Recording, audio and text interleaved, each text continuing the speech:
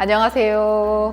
Hello everyone. It's getting hotter these days. Hope you stay cool. The dish I'm going to introduce today is a dish that I made for my husband with only ingredients at home. It's jjajangmyeon.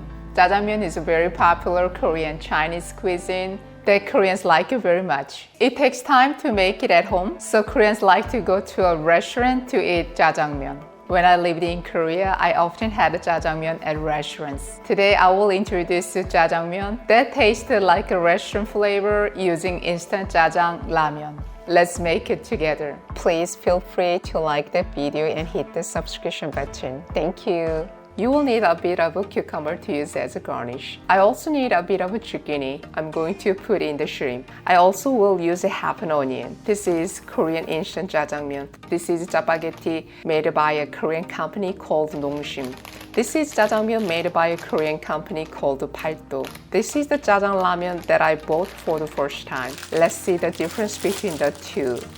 In spaghetti, there is one noodle, one package of powdered black bean sauce, one packet of dried flakes, and one packet of olive oil. It is ramen brand that is sold a lot in Korea.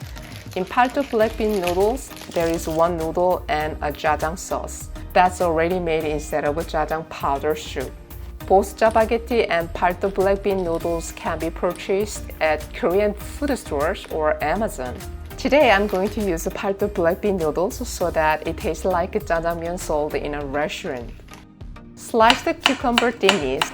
Julienne it again. I'm going to use it as a garnish. Onion is a must-have ingredient. Cut the bottom with a knife. Cut it in half. Cut it into half-inch cubes. If you have a zucchini, slice it into half-inch size and cut it into half-inch cubes. If you don't have zucchini, you can skip this. Add 2 tablespoons of oil to the preheated pan. Add the sliced onion and stir fry it. Then add the zucchini.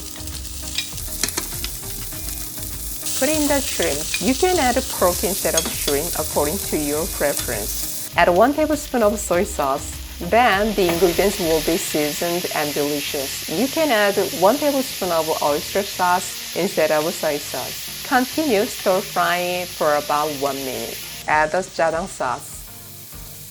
Mix them well until all the ingredients are coated well with the jjajang sauce. At this stage, you don't need to add water, but if you use powdered black bean sauce, you have to add a half cup of water or so. This is ready sauce. Put the noodles in the boiling water. Boil it for about 4 minutes. In order to save time, you can boil noodles while you stir fry the ingredients. After 4 minutes, drain the noodles in a strainer. Place the drained noodles in a bowl. Pour the jjajang sauce next to the noodles or over the noodles. You can garnish with sliced cucumbers. A very simple but tasty jjajangmyeon is done. Let me show you how you eat it. Mix all the ingredients well. And you can eat it like this.